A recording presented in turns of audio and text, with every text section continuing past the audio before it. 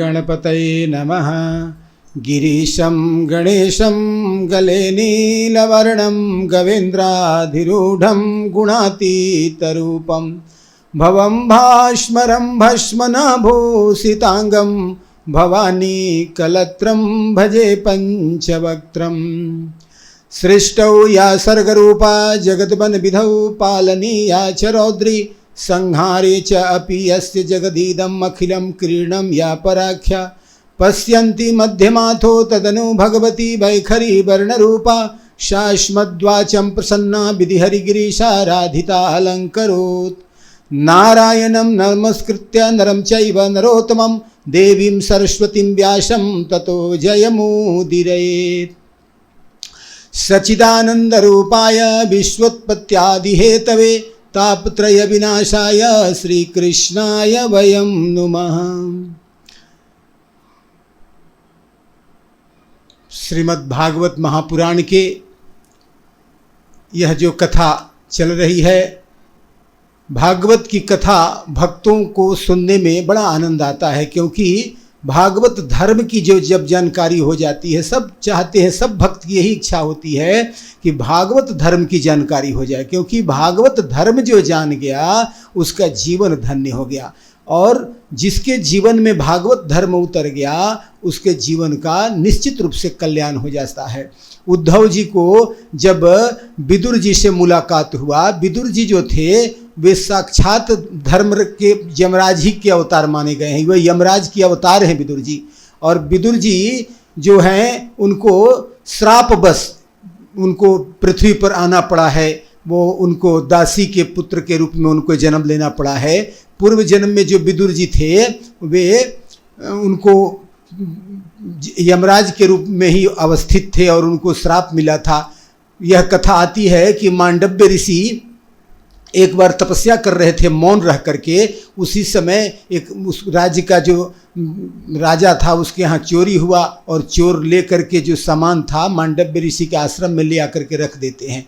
मांडव्य ऋषि यद्यपि कि देखते हैं लेकिन उनका मौन व्रत है, इसलिए कुछ कह नहीं सकते, और चोर रख करके जब चले गए तो पीछे पीछे जब आ गए, जो पुलिस था राजा के जो प्रहरी थे वो आ गए, उन्होंने पूछा कि इधर चोर आए थे, देखा था क्या आपने? वो मौन व्रत में थे मांडव्य ऋषि, इसलिए कुछ कह नहीं सकते थे, इसलिए चुपचाप ऐसे ही बैठे रहे। तो जब सुरक्षा प्रहरी राजा के आए तो देखा कि चोरी का माल यहीं रखा है, तो उन्हीं को चोर समझ करके राजा के यहाँ प्रस्तुत कर दिया। और जब राजा के यहाँ प्रस्तुत कर दिया, राजा ने पूछा कि तूने चोरी किया है? तो मांडव्य ऋषि का तो मौन व्रत है, उन्होंने कुछ नहीं बोला। तो राजा कहते हैं कि मौनम स्वीकार लक्षणम, यह जवाब नहीं देता इसलिए यह चोर है, इसको सूली पर चढ़ा दो। और उसको सूली पर चढ़ा दिया गया। और जब मांडव्य ऋषि सूली पर चढ़ा दिए गए तो सूली पर बैठ करके ही वो भगवान नारायण का ध्यान करने लगे, ओम नमो नारायणाय, ओम नमो नारायणाय। अब भगवान का ऐसा प्रभाव कि सूली उनके अंदर शरीर में प्रवेश ही नहीं किया। 3 दिन तक सूली पर चढ़े रहे, और अंत में जब सूली नहीं उनके अंदर प्रवेश की तब उनको सूली से उतार दिया गया। राजा क्षमा मांगने लगा, कहा महाराज मैंने आपको पहचाना नहीं, आप बड़े दिव्य संत हो, आप माफ़ कर दीजिए। मांडव्य ऋषि कहते हैं तुम्हारा अपराध नहीं है, अपराध यमराज का है। उसने क्यों ऐसा विधान बनाया कि हमको सूली पर चढ़वा दिया? मैं जाता हूँ यमराज से ही बात करूँगा।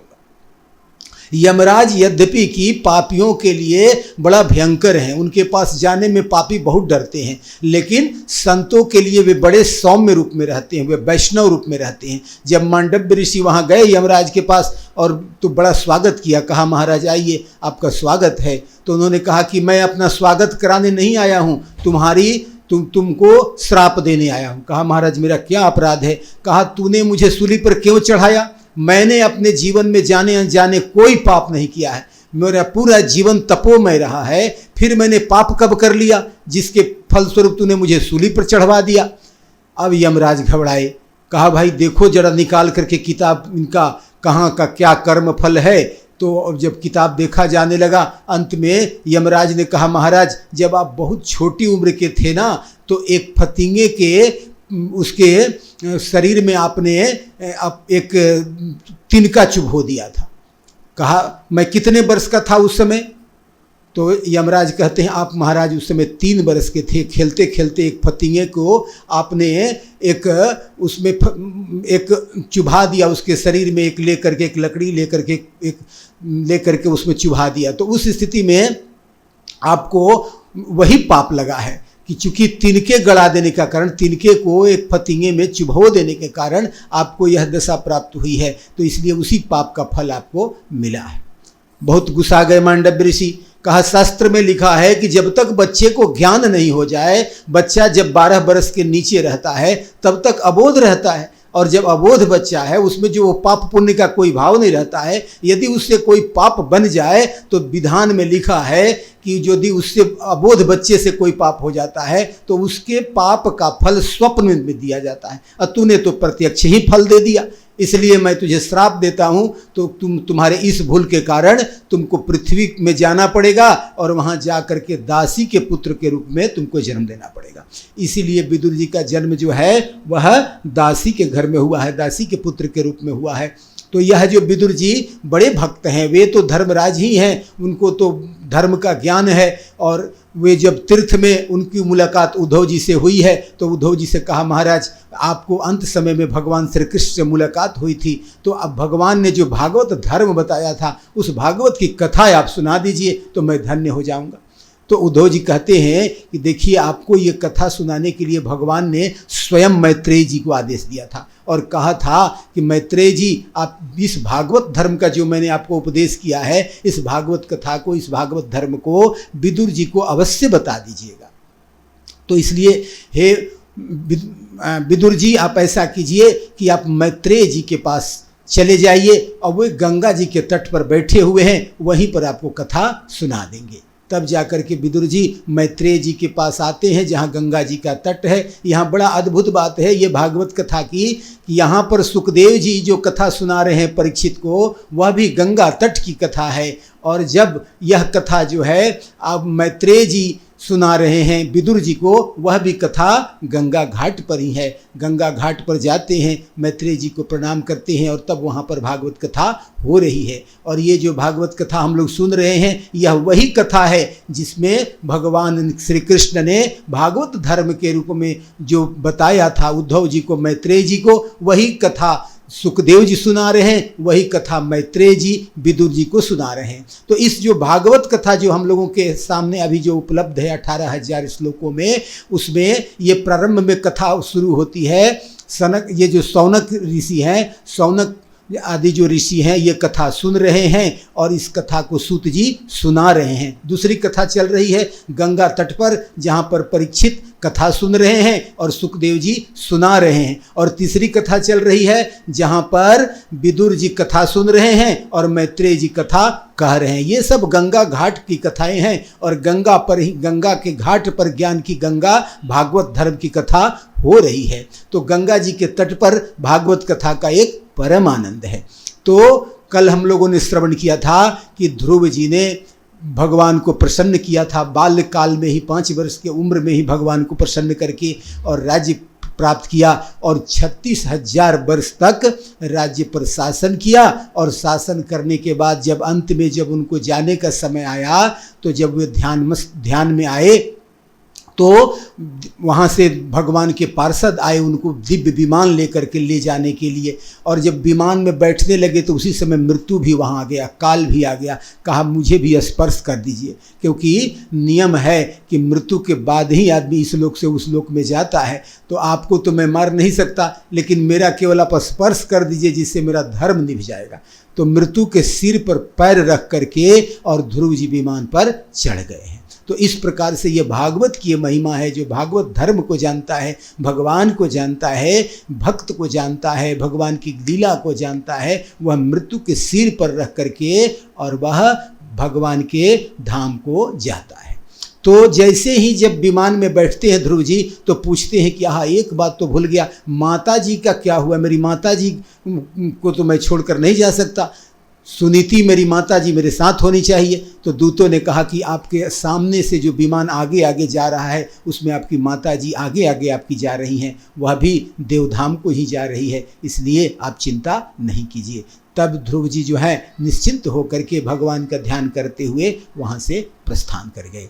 तो यह जो ध्रुव चरित्र है, जो भगवान के ओम नमो भगवते वासुदेवाय जप के प्रभाव से ध्रुव जी ने भगवान के साक्षात अविनाशी जो उनका धाम है वह ध्रुव लोक को प्राप्त किया था। तो इसलिए सभी व्यक्ति को, सभी भक्तों को ओम नमो भगवते वासुदेवाय मंत्र का अवश्य ही जप करना चाहिए। तो ये रहा जो उतानपाद की वंश परंपरा। अब प्रिय व्रत की जो वंश परंपरा है, इसमें भी बड़े बड़े दिव्य महात्मा हुए हैं। तो प्रिय व्रत के वंश परंपरा में अग्निघ्र हुए, जो बड़े ही दिव्य भगवत भक्त हुए। उनके पुत्र नाभि हुए। नाभि भी अद्भुत इनके भक्ति है, अद्भुत चरित्र है नाभि का। इनका भी विस्तार से चरित्र अग्निघ्र का, नाभि का भागवत में बड़े विस्तार से कथा आई है। और नाभि के जो पुत्र हुए हैं बड़े ही प्रसिद्ध ऋषभदेव जी हुए हैं। ये जो ऋषभदेव जी हैं, यही जो एक परंपरा यहाँ से कायम हुई है, जहाँ से जैन धर्म का उत्पत्ति हुआ है ऋषभदेव से। तो ये जो ऋषभदेव हैं ये बड़े दिव्य हैं। ये जब इनको जहाँ जाते थे लोग घेर लेता था। जब राज्य काज करने के बाद इन्होंने भगवत भजन करना प्रारंभ किया तो इनकी इतना तेज था और इनकी इतनी प्रभाव था कि इनको देखने के लिए, मिलने के लिए हजारों हजार लोग इनको घेर लेते थे। अब इनको बड़ा संकट हो गया, मैं पूजा पाठ कब करूं? हमेशा कोई ना कोई आकर के बैठ जाता है तो मेरा जप नहीं होता है, मेरी पूजा नहीं होती। बड़ा इनको चिंता हो गया, अब क्या करें? तो क्या कहा कि अब थोड़ा सा रूप बदलना होगा। इन्होंने क्या किया, अपना सब वस्त्र फेंक दिया और पूरे शरीर से नंग धड़ंग हो गए और लेटे लेटे खाने लगे। लेटे लेटे पानी पीते थे, लेटे लेटे खाते थे, लेटे लेटे वे बाथरूम वगैरह सब कुछ करते थे। बस अब वही बाथरूम पर ही लेटते, अपने मल मूत्र को शरीर में लपेट लेते और लोग अब इनसे थोड़ा दूर भागने लगते। लेकिन सबसे विशेषता बात यह होती कि इनके शरीर पर जो भी मलमूत्र लगा रहता उससे कोई दुर्गंधि नहीं आती, सुगंध ही आता, क्योंकि यह भागवत रूप में पूर्णतः भगवान के स्वरूप बन चुके थे। तो भला दुर्गंधि तो वहाँ आती है जहाँ मन में पाप चलता है, शरीर में पाप चलता है, अन्न में पाप रहता है, धर्म में पाप रहता है। तो प्रत्येक जगह जो व्यक्ति अपने धर्म कर्म में पाप को समाहित कर लिया है उसके शरीर में दुर्गंधि होती है। संतों के शरीर से तो सुगंध ही निकलता है, कहीं कपूर की, कहीं घी की, तो कहीं ऐसे ऐसे दिव्य सुगंध निकलते हैं। ऐसे ही ऋषभदेव जी के शरीर में यद्यपि कि मलमूत्र लिपटा रहता था फिर भी उनके शरीर से सुगंध ही निकलता था। तो ऋषभदेव जी भी अद्भुत पूरी जिंदगी तपस्या किए और एक परंपरा शुरू हुई, दिगंबर परंपरा, जिसमें उन्होंने एक परंपरा चली जिसमें जैन धर्म, जिसमें दिगंबर लोग धर्म का एक नया निर्माण हुआ। इस सूत्र पर लोग, जैन लोग भगवान की उपासना करते हैं। और ऋषभदेव जी के जो भी पुत्र हुए ये हुए भरत, राजा भरत, बड़े प्रतापी राजा हुए, जिनके नाम से पहले भारत का नाम जो था अजनावर्ष कहलाता था। और अब चूंकि राजा भरत इतने प्रतापी हुए कि इन्हीं के नाम से भारत का नाम भारतवर्ष पड़ा। जो ये अजनावर्ष जो पहले नाम था हमारे देश का, अब जाकर के भारतवर्ष पड़ा। तो ऐसे प्रतापी राजा थे भरत और पूरी जिंदगी बड़े प्रतापी ढंग से, प्रतापपूर्ण ढंग से राजकाज किया।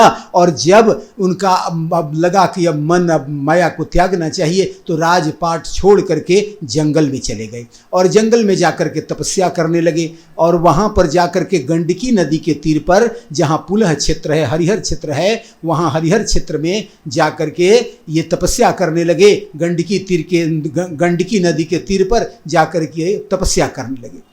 और वहाँ पर बड़ा घोर जंगल हुआ करता था पहले गंडकी नदी के तीर पर हरिहर क्षेत्र में। और वहाँ जाकर के जब ये तपस्या कर रहे थे तो उसी समय उन्होंने एक बड़ा दिव्य घटना देखा। एक दिन वे स्नान करके आचमन कर रहे थे तो उन्होंने देखा कि गंडकी नदी में के पास एक हिरण पानी पीने के लिए आई। और जैसे ही वह पानी पीना ही चाहती थी कि घोर गर्जना सिंह की हुई। और यह तो डरपोक जाति होती है हिरण, और उसको बड़ा भय लगा उसकी आवाज़ से। और उसने छलांग लगा करके नदी को पार करने का कोशिश किया। और वह छलांग लगाई तो चूंकि वह पुत्र को प्राप्त करने वाली थी तो उसका जो बच्चा था, मृग का शावक जो बच्चा था, वह पानी में ही गिर गया और पानी में बहने लगा। तो उसे भरत जी ने छान करके अपने पास ले आए और ले आकर के बच्चे को दूध पिलाया, कहीं से दूध ला करके, और धीरे धीरे उसका पोषण पालन करने लगे। और धीरे धीरे उस हिरण में उनकी माया फंस गई। अब उनका पूजा पाठ भी कम होने लगा। हिरन कहाँ गया, हिरन क्या खाया, हिरन को कोई मार न दे, हिरन को कोई कष्ट न हो, और उसी को कैसे फुदक फुदक कर खेलता है, उसी में माया उनकी लग गई। जिस माया के डर से उन्होंने संसार का त्याग किया था, वही माया जंगल में भी आ घेरी। इसलिए कहते हैं, भागवत धर्म में बताया गया है कि जब तक मन से पूर्णतः वैराग्य न आ जाए, जब तक मन में पूरी तरह से भक्ति पूरी तरह से जम नहीं जाए, तब तक व्यक्ति को अपने धर्म का त्याग नहीं करना चाहिए। जड़ भरत को भी अभी चूंकि पक्की वैराग्य मन में नहीं आया था, उसके पहले ही सूक्ष्म वासना उनके मन में अभी थी, और उसके पहले ही उन्होंने संन्यास ले लिया, और संन्यास लेने के कारण जाकर के उनकी वासना मृग में जाके फंस गई, और मृग की ही सेवा करने लगे। एक दिन मृग कुछ दिन अपने झुंड में चला गया, तो वे बहुत दिन तक रोते रहे, मृग का आस देखते रहे। जब भी ध्यान माला लेकर जप करते तो मृग का ही ध्यान आता, मृग कैसा होगा, मृग को कोई मार न दे, मैंने बड़ा उसको पालन पोषण बड़ा प्यार से किया था, उसी की याद उनको बराबर आने लगी।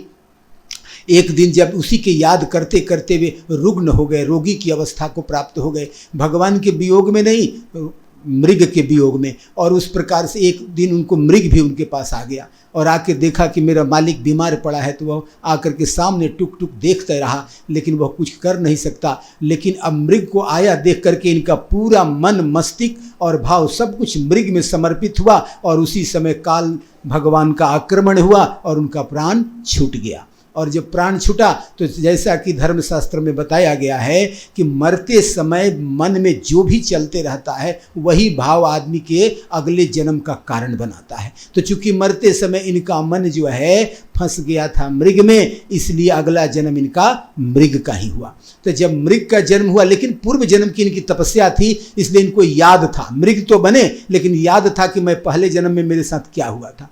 तो उन्होंने सोचा कि बड़ा कठिन है संसार में रहना, इसलिए उन्होंने जल में ही रह करके भगवान का स्मरण करते करते ही अपना शरीर त्याग दिया। और जब मृग का शरीर छूटा तो अगले जन्म में ब्राह्मण के रूप में बने, और जब ब्राह्मण के घर में जन्म लिया तो जब उनके पिता उनको सिखाने लगे तो उस समय भी उनको पहले का ज्ञान पहले से याद था। तो सोचा कि यदि संसार का ज्ञान मैं फिर सीखने लगूंगा तो फिर फंस जाऊंगा, इसलिए सीखना अब कुछ नहीं है, जो सीख लिया वही काफ़ी है कि भगवान के जो भाव को मैं जानता हूँ, इसलिए मैं दूसरी विद्या अब नहीं सीखूंगा। इसलिए कितना भी पिता सिखाने का प्रयास किए वह कुछ नहीं सीखे, और चुपचाप पागलों जैसी रहने लगे। जैसे उनके पिता ऋषभ देव जी रहा करते थे, उसी प्रकार से पागलों के समान रहने लगे। वह किसी से न बोलते न किसी से चालते, और जो मिलता वो खा लेते, जो सूखा मिला वो भी भरपेट खा लिए, मेवा मिठाई मिला वो भी खा लिए। बाहरे मस्त फकीरा जी, कभी चबाए चना चबे ना, कभी दूध मलिरा जी। इस तरह से एकदम जो है ये मस्त फकीर, जो मिला सो खाया, जो उसी में अमृत तत्व का बोध हो रहा है, भगवान की दी हुई वस्तु है, आह क्या अमृत है। रूखा सूखा जो भी मिला भगवान का प्रसाद समझ करके अमृत का आनंद लेते हैं और मस्त ही रहते हैं। इनकी भाइयों ने देखा कि यह तो कुछ काम काज का नहीं है, तो खेतों की रखवाली में रख दिया। और एक दिन जब खेतों की रखवाली कर रहे थे तो उसी समय राजा रहुगण पालकी से पर सवार होकर के वह जा रहे थे। वो अब ज्ञान की खोज में निकले थे, तो उसमें उनके जो पालकी ढोने वाले थे उसमें एक बीमार पड़ गया था। तो पालकी ढोने वालों ने कहा कि कोई आदमी मिलता है तो इसको पकड़ के लाना होगा पालकी ढोने के लिए। तो देखा कि बड़ा ही ये हट्ठा कट्ठा आदमी है, कहा पालकी ढोवो राजा की। इनको क्या, जो जिस काम में लगा दे उसी काम में लग जाना है। और भरत जी पालकी ढोने लगे, और जब पालकी ढोने लगे तो रास्ते में कोई जीव आता उसको बचाने के लिए कूद कूद को चलने लगते थे। राजा को बड़ी गुस्सा आया। राजा ने कहा क्यों इस तरह मरना चाहते हो, तुझे पता है ये राजा की सवारी है, मैं तुम्हारी मृत्यु का कारण बन सकता हूँ, तुमको भय नहीं लगता। बड़ा सुंदर जवाब दिया है राजा रहुगण को भरत जी ने। भरत जी बोलते नहीं थे, लेकिन भरत जी एक आध बार ही बोले। वहाँ बोले राजा रहुगण को, कहे राजन किसकी भय की बात करते हो। राजा ने कहा था इतना दुबला पतला तो तुम नहीं हो जो तुमको कष्ट हो रहा। उसने कहा कौन दुबला पतला है, कौन मोटा ताजा है, कोई दुबला पतला नहीं है, कोई मोटा ताजा नहीं है, सब अपने अपने आत्मबोध में लगे हुए हैं, सब परमात्मा का देन है। कौन मालिक, कौन नौकर, कौन सेवक, कौन सेव्य, कोई सब अपना अपना धर्म निभा रहे हैं, सब भागवत धर्म निभा रहे हैं। अब राजा रहुगण चौंक गया, अरे ये तो भागवत धर्म की बात करते हैं। और वह पालकी से उतर करके प्रार्थना किया, महाराज आप कौन महात्मा है? स्वयं अगस्त्य जी हैं, वशिष्ठ जी हैं, विश्वामित्र हैं, कौन महात्मा है जो आप ऐसी दिव्य बातें कह रहे हैं? आप मुझे उपदेश कीजिए। तब राजा रहुगण को भरत जी ने बड़ा सुंदर उपदेश किया है कि हे राजन, अपने पद को आप मत ध्यान दो, मन को कहीं आसक्ति में मत फंसने दो। पूर्व जन्म में मैं भी बड़ा भारी राजा था और चक्रवर्ती सम्राट राजा भरत के नाम से जाना जाता था। उसके बाद मैंने उस सारी माया मोह को त्याग करके जब जंगल में गया, वहाँ एक मृगा के मोह में फंस करके और मेरा जीवन खराब हो गया और 3 जन्म से मैं भटक रहा हूँ। इसलिए मनुष्य को कभी भी संसार के किसी भी वस्तु व्यक्ति में लगाव नहीं रखना चाहिए, उसमें आसक्ति इतना न फंसा दो कि जीवन दुर्भर ही हो जाए। इसलिए सब अपना कर्म करते हुए, जो भी भगवान तुमको कर्म दिए हैं उस कर्म को करते हुए, निर्वहन करते हुए अपने धर्म का निर्वहन करो, लेकिन किसी में आसक्ति मत लगाओ, मन को गाढ़ा मत फंसने दो। मन जहाँ गाढ़ा फंस जाएगा तुझे जन्म जन्म के लिए बांध देगा और बहुत तरह के दुर्गति हो जाएगी। और राजा रहुगण को इस प्रकार बड़ा सुंदर उपदेश दिया। राजा रहुगण वहाँ से चले गए और भरत जी मस्त होकर वहाँ आगे बढ़े। और जब आगे बढ़े तो उन्होंने क्या देखा कि कुछ डाकू आए और उनको उठा करके ले गए। कहा कि चलो तुम्हारी बलि देनी है, बड़ा हट्ठा कट्ठा है, बलि देने लायक है। और बलि देने के लिए ले गए और माता के सामने रखा और जैसे ही खड़ग निकाल करके बलि देने लगे, वो जोर जोर से हंसने लगे और उनको बलि देने के पहले खूब खिलाया पिलाया, वो खाते गए, उनको कोई अंतर नहीं आया। लोग कहता भी था तुम्हारी बलि होने वाली है, उनको क्या मतलब, तुम बलि करो क्या करो, वो तो हमेशा भगवान में मस्त हैं। कहा कि तुम्हारी बलि होने वाली, कोई बात नहीं। जितना कि लोग खिलाया, हलवा पूड़ी मेवा मलाई सब खा गए आराम से, उनको कोई भय डर तो है नहीं। जब बैठे माता के सामने देखा, नजर गई तो खूब जोर से हंसने लगे।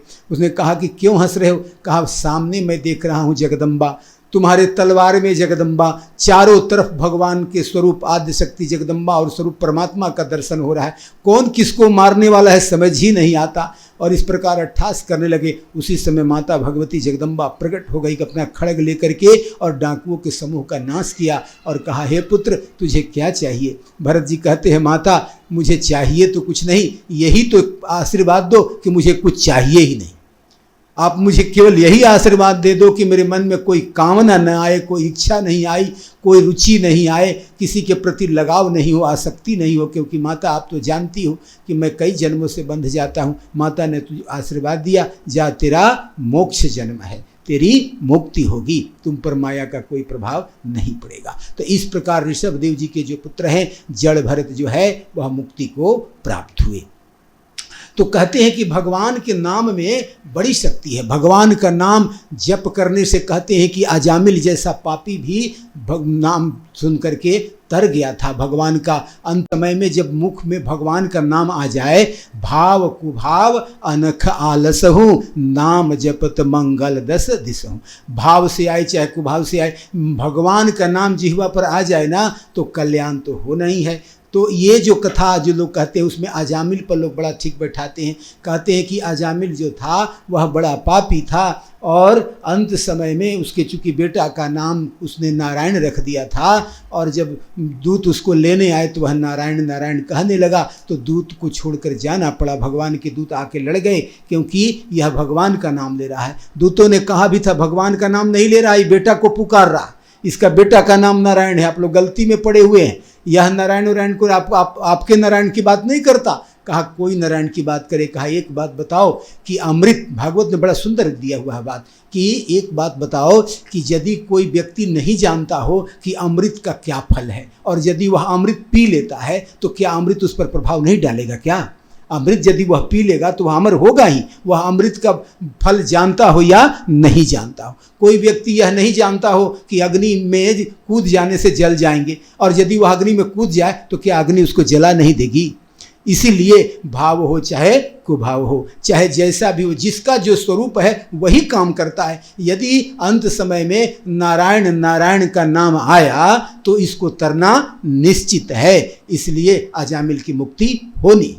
यद्यपि कि यह जो अजामिल था, यह जो नारायण अपने पुत्र का भी नाम रखा, या इसके मन में जो नारायण का जो भाव भी आया, यह साधारण नहीं है। यह अजामिल जो था, अपने पहले जो था यह अजामिल बड़ा विद्वान था, यह कथावाचक था, बड़े बड़े सभा में विद्वता पूर्वक कथा वाँचता था। लेकिन एक गलती इससे हो गई, और यह एक दिन जब कथा वाँच करके रास्ते में आ रहा था तो रास्ते में इसकी कुसंगति से मुलाकात हो गई, इसको कुसंगति हो गया। उसने देखा कि एक जो वैश्य है वह जो है एक वेश्या के साथ रमण कर रहा है, और उस दृश्य को 3 मिनट देखा। 3 मिनट इसने सिनेमा देखा और इसकी बुद्धि बदल गई।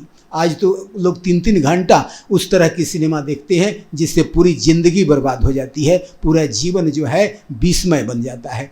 3 मिनट तक ही इसने सिनेमा देखा, उस वैश्य का, उस वेश्या के साथ नाच देखा, और उस नाच को देखने के कारण इनकी वृत्ति बदल गई, बुद्धि बदल गई, सारी विद्वता जो है तुरंत ही समाप्त हो गई, और उनकी सारी बुद्धि भ्रष्ट हो गई, सारा ज्ञान खत्म हो गया। क्योंकि कहा जाता है कि कुसंगति बड़े बड़े विद्वानों की भी बुद्धि को हर लेती है। और इस प्रकार जो है यह अजामिल जो है ज्ञानी होते हुए भी 3 मिनट का कुसंगति पा करके यह इसका जीवन बदल गया।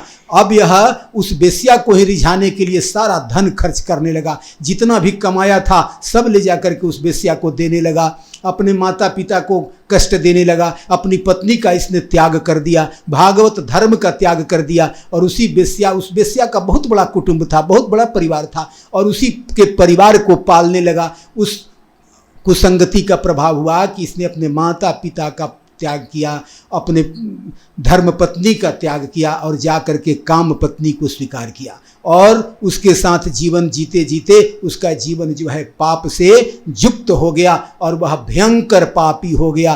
कहाँ वह धार्मिक था, कहाँ वह पाप से युक्त हो गया। और वही अंत में आज जो है उसी संस्कार के कारण, चूंकि शुरू में उसने भगवान का भजन किया था, इसी कारण उसको अंत में अपने बेटे का नाम नारायण रखने की प्रेरणा मिली, जिससे कि अंत में भगवान नारायण का उसे स्मरण हुआ। तो इसलिए कहते हैं कि ऐसे भी गलतफहमी में नहीं रहना चाहिए कि जीवन भर पाप करें और अंत में नारायण नारायण करके तर जाएंगे। ऐसा नहीं होगा। अजामिल जो था पहले बहुत पूजा पाठ किया था, उसी पूर्व जन्म का जो संस्कार था उसका अंत में जाके फल गया। इसलिए कभी भी कोई भी आप सत्कर्म करते हो, कभी भी कोई पुण्य कर्म करते हो, पता नहीं जीवन के किस मोड़ पर वह सत्कर्म आकर के तुम्हारे जीवन को धन्य बना दे। इसलिए जीवन में कभी भी मौका मिले तो भगवान का स्मरण, भगवान का चिंतन, भगवान की कथा का प्रेम पूर्वक श्रवण करना चाहिए। तो कहते हैं कि ये जो अजामिल है, तो अजामिल की अंत में मुक्ति हुई, क्योंकि अजामिल जान गया, दूत जब चले गए यमराज के, तब वह जान गया कि भगवान की कृपा के बगैर कुछ नहीं हो सकता। तब वह सब पापमय जीवन का भी अंत में उसने त्याग कर दिया, और त्याग करके फिर वह पहले वाला जीवन में धर्ममय जीवन में आता है। तो अजामिल की कथा से सबसे बड़ी सीख यही मिलती है कि कुसंगति से बचना चाहिए। थोड़ी देर की भी कुसंगति बड़े बड़े धर्मात्माओं के भी मन को बदल देती है। उसके बाद कहते हैं भागवत की कथा में आगे बढ़ने पर उसमें बताते हैं कि गुरु का हमेशा सम्मान करना चाहिए। गुरु, आचार्य, विद्वान, जो व्यक्ति गुरु का सम्मान नहीं करता उसको तुरंत दरिद्रता घेर लेती है, तुरंत उसके घर विपत्ति आती है। एक बार इंद्र भगवान अपने आसन में बैठे हुए थे, चारों तरफ दरबार उनका सजा हुआ था, अप्सराएं नृत्य कर रही थी। उनको बड़ा मन में एक भाव आया कि मैं बड़ा सौभाग्यशाली हूँ। उनके मन में अहंकार आ गया और अपने आप को बड़ा श्रेष्ठता का भाव आया कि मैं कितना बड़ा दिव्य हूँ कि इतने सारे सिद्ध साधक, ऋषि, महर्षि सब मेरी सेवा करते हैं और सब देवता लोग मुझे घेरे रहते हैं, मैं कितना दिव्य हूँ। यही आनंद अभी मन में उनका चल रहा था, अहम भाव उनके मन में चल रहा था। तो उसी समय बृहस्पति जी वहाँ आ गए, और बृहस्पति जी आए तो एक बार देखा, और बृहस्पति जी को भी उस इंद्र ने देखा, लेकिन चूंकि इनके मन में आया था कि मेरा तो ऋषि महर्षि बड़े बड़े महात्मा मेरी सेवा कर रहे हैं, तो फिर ये बृहस्पति जी आए तो क्या हो गया। उन्होंने आसन नहीं छोड़ा और चुपचाप बैठे ही रहे। जब गुरु आए, गुरु आकर के चुपचाप एक स्थान में बैठ गए, बृहस्पति जी देखा कि ये तो धन के मद में अंधा हो रहा है, ये मेरा सत्कार नहीं करेगा, इसलिए यहाँ से चले जाना ही ठीक है। और धीरे से वहाँ से उठ करके बृहस्पति जी चले गए। कुछ देर के बाद जब इंद्र को होश हुआ तो कहा कि अरे थोड़ी देर पहले मैंने अपने गुरु को यहाँ देखा था, अभी नहीं दिखाई दे रहे हैं, क्या बात है। जब उनको खोज करवाई, घर पर खोजा, गुरु घर पर भी नहीं मिले, गुरु अंतर्ध्यान हो चुके थे। अब बड़ी बेचैनी हो गई उनको, गुरुदेव ने मेरा त्याग किया है क्योंकि मैंने गुरु का अपमान किया है, मुझे मद हो गया था, धन का मद हो गया था, इसी कारण गुरु का मैंने सत्कार नहीं किया। यही कारण है कि लगता है कि मुझ पर विपत्ति आने वाली है। और जब राक्षसों को यह पता चला कि इनके गुरु विहीन हो गए तो इन्होंने देवलोक पर आक्रमण कर दिया, और आक्रमण कर दिया तो सारे देवता घबरा गए और इंद्र जो है मार खाने लगे, अब कष्ट भोगने लगे, क्योंकि गुरु के जो अपमान करने के बाद दुख आना निश्चित है। और इस प्रकार से जब बृहस्पति जी का अपमान किए इंद्र भगवान तो उनको बड़ा कष्ट आने लगा। अब लगा कि अब युद्ध हार ही जाएंगे, तो जाकर के ब्रह्मा जी के शरण में गए, हाथ जोड़ा, कहा महाराज हमसे बड़ा अपराध हो गया है, गुरु अपराध हुआ है और इसलिए आप मुझे क्षमा करें। तो ब्रह्मा जी कहते हैं तूने बहुत बड़ा अपराध किया। दुनिया में सब अपराध क्षम्य होता है, लेकिन गुरु के प्रति अपराध क्षम्य नहीं होता। गुरु ब्राह्मण आचार्य भक्त के प्रति कभी भी अपमान का भाव मत रखना, क्योंकि जीवन में दुख आना तय है। तो गुरु तो तुम्हारे अभी मिलेंगे नहीं, तो एक काम करो, त्वष्टा के जो पुत्र हैं विश्वरूप, उनको गुरु बना लो और उनको गुरु बना करके और उनसे रक्षा का उपाय पूछो। तब जाकर के त्वष्टा के पुत्र विश्वरूप के पास इंद्र गए हैं और प्रार्थना किए हैं कि आप मेरे गुरु बन जा, स्वीकार करिए और मेरी रक्षा कीजिए। सुना है आपने बड़े बड़े मंत्रों को सिद्ध किया है, आप उन मंत्रों की सहायता से आप हमारी रक्षा करें। विश्वरूप ने कहा ठीक है, मैं आपकी रक्षा करूंगा, और गुरु बनना स्वीकार किया और विश्वरूप को गुरु बनाया है। तो विश्वरूप ने कहा है कि सुनो, नारायण का ध्यान करो, मैं तुझे नारायण कवच प्रदान करता हूँ। नारायण कवच धारण करने से जीवन में कभी भी दुख नहीं आता, और बड़ा से बड़ा भय आ जाए, बड़ा से बड़ा संकट आ जाए, तब भी जो व्यक्ति नारायण कवच को धारण करे उस व्यक्ति पर वह संकट प्रभावी नहीं होता। तो नारायण कवच का उपदेश किया है, और नारायण कवच यदि पूरा याद नहीं हो, नारायण कवच का पाठ यदि पूरा नहीं कर पाए, तो ओम नमो नारायणाय भगवान का जो यह मंत्र है, यह नारायण कवच के ही समान शक्तिशाली है। तो जो ओम नमो नारायणाय, इस नारायण में चतुर्थी विभक्ति लगा करके नारायणाय, ओम नमो नारायणाय, यह बहुत अद्भुत मंत्र है। इस मंत्र का जप जरूर करना चाहिए। यह भागवत का परम मंत्र है, ये भागवत जी का परम मंत्र है। ओम नमो भगवते वासुदेवाय और ओम नमो नारायणाय, यह मोक्ष देने वाला है, भय को काटने वाला है, और यह वैष्णवों का बड़ा मंत्र है। क्योंकि इसी मंत्र को रामानुज स्वामी को जब यह मंत्र मिला था तो गुरुदेव ने कहा था, बेटा ओम नमो नारायणाय का जप करना, लेकिन इस मंत्र को किसी को मत बताना। कहा क्यों? कहा जो भी यह मंत्र सुनेगा उसकी मोक्ष हो जाती है, सद्गति हो जाती है, लेकिन मेरा आदेश है कि इसको पापी को मत बताना। कहा महाराज पापी को बताने से क्या हो जाएगा? कहा पापी को बताने से तेरा नाश हो जाएगा, तू नरक में जाएगा। उन्होंने सोचा मैं नरक में जाऊं तो जाऊं, इस मंत्र को जान करके बहुत सारा लोग जो उद्धार हो जाएगा, मुझे नरक में जाना स्वीकार है। इसलिए वह जा करके पागलों के समान रामानुज स्वामी हर जगह जा करके ओम नमो नारायणाय, ओम नमो नारायणाय, कभी पहाड़ पर चढ़ करके, कभी पर्वत पर चढ़ करके, कभी गलियों में चारों तरफ ओम नमो नारायणाय, ओम नमो नारायणाय, ऐसा मंत्र को जप करने लगे। और यह जो मंत्र चलने लगा, यह मंत्र चलते चलते चारों तरफ इस तरह का भाव हो गया, इस तरह का आनंद आ गया कि शिष्यों ने कहा यह क्या कर रहे हैं? गुरु ने कहा था इस मंत्र का प्रचार मत करना, यह तो गली गली घूम करके मंत्र पढ़ रहे हैं। गुरु ने कहा उसको पकड़ करके ले आओ। कहा तुझे नरक का भय नहीं? रामानुज तुमको मैंने कहा था कि तुम इस मंत्र को किसी से ना बताना, और तुम घूम घूम के बता रहा है। कहा महाराज आपसे मैंने पूछ लिया था कि यदि मैं बताऊंगा तो मुझे क्या होगा, तो आपने कहा था कि तुमको नरक मिल जाएगा, और जब आपने यह कह दिया कि नरक मिल जाएगा तो मैंने स्वीकार कर लिया। मुझे नरक स्वीकार है, लेकिन इस मंत्र से बहुत लोग तर जाएंगे, यही मुझे बड़ी खुशी होगी। एक आदमी को नरक मिले और सब लोग को स्वर्ग मिल जाए तो बड़ी खुशी की बात है महाराज। इसलिए मैं आपकी आज्ञा स्वीकार करता हूँ, मुझे नरक जाना स्वीकार है, लेकिन मैं इस मंत्र का प्रचार करूंगा। ओम नमो नारायणाय, ओम नमो नारायणाय, इस मंत्र का जप करने लगे। तो गुरु ने कहा, बेटा तेरा जो परोपकार की भावना है ना, तू नरक नहीं जाएगा, तू तो साक्षात भगवान को ही प्राप्त करेगा, क्योंकि जिसकी बुद्धि सबको कल्याण में ले जाने वाली है वह भला नरक क्यों जाएगा। इसलिए तू तो आज से एक नई परंपरा कायम कर दिया। यह मंत्र जो है वैष्णवों का आधार होगा। ओम नमो नारायणाय, ओम नमो नारायणाय। सारे वैष्णव इस मंत्र का अनवरत जप करके मुक्ति को प्राप्त करेंगे। सारे भय से समाप्त हो जाते हैं, सारे दुख समाप्त हो जाते हैं। तो विश्वरूप ने इसी मंत्र का दान किया है इंद्र को। कहा, इंद्र तुम्हारा प्राण भी संकट आ जाए तो ओम नमो नारायणाय जपते रहना, तेरा प्राण बच जाएगा। और यह जो है इस स्थिति में विश्वरूप जब इनको दे दिया, ज्ञान दे दिया, तब इंद्र की जान बची। तो कुछ दिन के बाद इस रूप में ऐसा एक समय आया कि धीरे धीरे जब समय बीतता गया तो एक दिन जप में, यज्ञ में आहुति देते समय अपने मातृकुल के वंश परंपरा को उज्जवल करने के लिए, राक्षस कुल की वंश की परंपरा को उज्जवल करने के लिए भी विश्वरूप ने क्या किया कि राक्षसों के कुल के लिए भी आहुति देने लगे।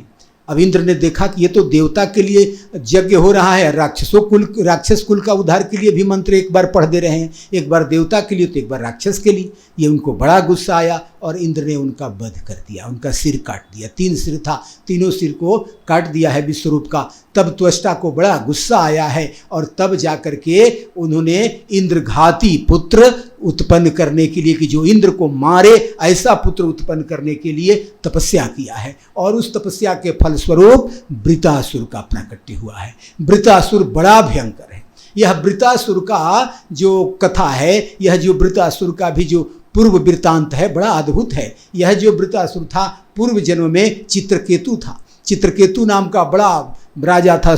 यह संपूर्ण सुरसेन राज्य का राजा था। और यह जो वृत्रासुर, ये चित्रकेतु था, उसको संतान नहीं थी कोई, और संतान के लालच में वह एक शादी किया, संतान नहीं हुआ, दूसरी शादी किया, तीसरी चौथी 100 शादी किया, तब भी संतान नहीं हुआ, 1000 शादी किया तब भी नहीं हुआ, यहाँ तक कि उसकी पत्नियों की संख्या करोड़ों में पहुँच गई, फिर भी उसको संतान नहीं हुई। तो बड़ा चिंता हुआ। एक दिन अंगिरा ऋषि उसके पास आए तो वह रोने लगा, महाराज मुझे संतान नहीं होती है, कोई कृपा कीजिए। तो अंगिरा ऋषि ने उन्हें कहा, संतान तो तुम्हें दे सकता हूँ, लेकिन याद रखना जो संतान होगा उससे तुम्हें सुख भी मिलेगा और कुछ दिन के बाद बड़ा भयंकर शोक होगा। कहा कोई बात नहीं महाराज, संतान दे दीजिए। और उन्होंने, अंगिरा ऋषि ने कहा, ये यज्ञ कराया और यज्ञ का जो अवशेष प्रसाद हुआ, कहा अपनी बड़ी पत्नी को ले जाकर के खिला दो, उसी से तुमको यह पुत्र प्राप्त होगा। और उस यज्ञ प्रसाद के फलस्वरूप उस राजा को,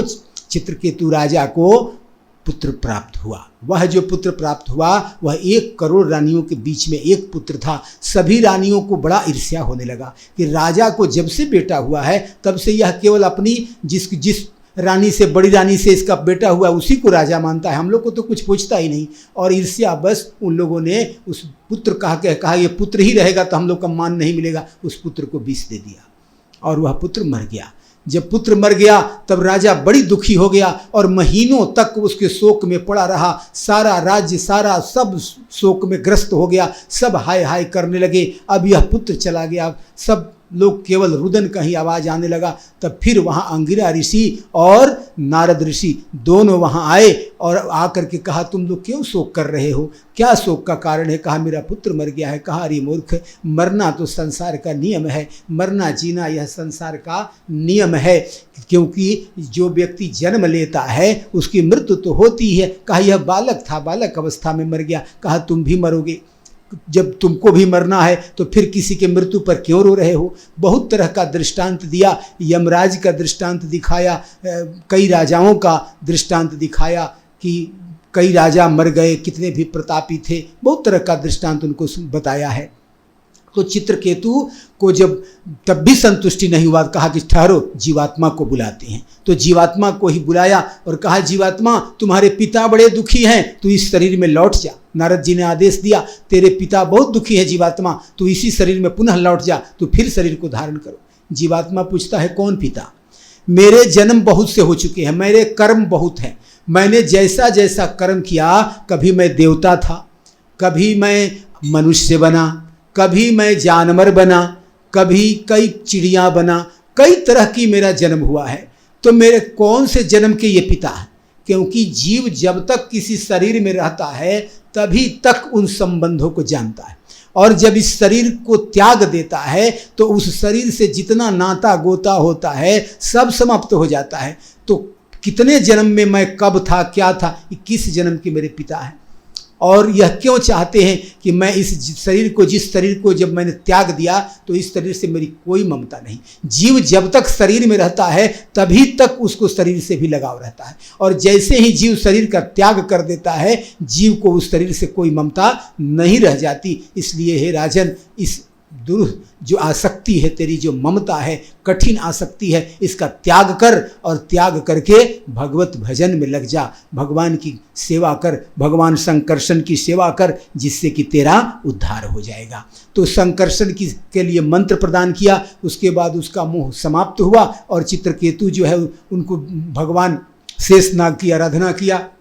शेषनाथ की आराधना करने के कारण उनको एक दिव्य विमान मिला। उस दिव्य विमान में चित्रकेतु चारों तरफ घूमने लगे, और जब चारों तरफ घूमने लगे तो घूमते घूमते एक दिन जब वे कैलाश पर्वत पर गए तो वहाँ क्या देखा कि शिव जी बैठे हुए हैं, उनकी सभा लगी है, सारे विद्वान बैठे हुए हैं, सारे महर्षि बैठे हुए हैं, और उस सभा में माता पार्वती भगवान शिव के गोद में बैठी हुई हैं। इसको देख करके चित्रकेतु से सहन नहीं हुआ, और जा करके कहा कि ऐसे लोग ही समाज को बिगाड़ते हैं, ये गुरु कहलाते हैं, गुरुओं के गुरु कहलाते हैं शंकर भगवान, और सबके सामने अपनी पत्नी को गोद में लेके बैठे हैं, ये तो अनाचार है। भगवान शंकर तो मान अपमान से परे हैं, हंसने लगे, उन्होंने कुछ नहीं कहा। वे परम वैष्णव है, शंकर जी को कोई प्रभाव नहीं पड़ता, कोई मान दे सम्मान दे, वे तो अवघड़ दानी हैं, वे हंसते रहे। तब माता पार्वती को बड़ा गुस्सा आया, कहा अरे मूर्ख, तू ज्ञान सिखाने आया है मुझे, और तू ज्ञान देने वाला है, जो ज्ञान की अधिष्ठात्री है, जो जगत की उत्पत्ति करने वाली है, उसको तू ज्ञान सिखाता है। जो भोलेनाथ संसार का संहार करने की शक्ति रखते हैं, संसार को ज्ञान देने की शक्ति रखते हैं, त्रिलोकी को ज्ञान देने की शक्ति रखते हैं, और उस शंकर को तू उपदेश देने आया है। अरे मूर्ख, तू जा, तू बड़ा मूर्ख है, तू असुर जोनि को प्राप्त हो जा। इसीलिए जो उसे श्राप मिला तो वह जाकर के वृत्रासुर बना, और यही जो वृत्रासुर है, यह जो वृत्रासुर जब प्रकट हुआ तो इसका वृत्रासुर इसलिए नाम पड़ा कि इसने अपने, इसका आकार इतना भयंकर था कि यह चारों ओर से यह पूरे संसार को घेर लिया था, तीनों लोक को घेर लिया था, इसलिए नाम इसका वृत्रासुर पड़ा। वृत्रासुर ने युद्ध में इंद्र को ऐरावत सहित मुंह में रख लिया था।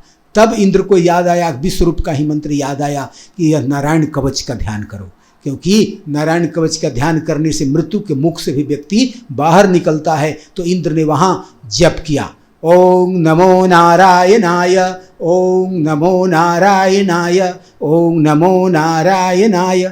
इस प्रकार का जब जप किए तो वे ऐरावत सहित वृत्रासुर के मुख से बाहर निकल गए। तो इस वहाँ पर उसी समय ब्रह्मा जी ने जम्हाई का निर्माण किया था, जिससे मुख खुला था वृत्रासुर का, और उसके बाद उनके मुख से बाहर आए थे इंद्र। तो इस प्रकार से वृत्रासुर से लड़ाई हुई और अंत में वृत्रासुर मारा गया। तो इस प्रकार से जो भागवत में जो कथा आई है वह कथा अद्भुत है। इसमें भगवान जो है और कई अवतारों को लेकर के और दुष्टों का वध करते हैं भगवान कई स्वरूप में। और यहाँ जब आगे चल करके ये हिरण्यकश्यप का वध करते हैं, हिरण्यकश्यप का वध का कारण जो होता है वह प्रहलाद बनते हैं। प्रहलाद जी जो हैं अतिशय भक्त हैं। प्रहलाद जी भक्त कैसे बन गए कि जब प्रहलाद जी की भक्ति का बड़ा आनंद है। अब समय आज की कथा का अब समाप्त हो गया है, इसलिए कथा अधिक नहीं जा सकती। तो कल हम लोग प्रहलाद का गजग्राह का कथा का आनंद लेंगे, भगवान श्री कृष्ण के मधुर लीलाओं का गान श्रवण करेंगे और बहुत सारी कथाओं का। भागवत तो कथा का आनंद सागर है। भागवत की कथा में प्रवेश करने के बाद तो समय कम ही पड़ जाता है। फिर भी चूँकि ये भागवत का पारायण भी है, भागवत पारायण भी चल रहा है, इसलिए भागवत पारायण भी करना है, भागवत कथा भी कहनी है, तो दोनों का आनंद लेना है। और सब धीरे धीरे भगवान की कृपा सब कथा का आपको मिलता रहे। अंत में जो भी इस कथा को ध्यानपूर्वक से सुना और जो सुनेगा उसके लिए बहुत बहुत आशीर्वाद, भगवान उसके हृदय में वास करें और भगवान नारायण की कृपा प्राप्त हो, भागवत धर्म से प्राप्त हो। इसी आशीर्वाद के साथ सर्वे भवन्तु सुखिनः, सर्वे सन्तु निरामया, सर्वे भद्राणि पश्यन्तु, माँ कश्चित् दुःख भाग् भवेत्। ओम शांति शांति शांति।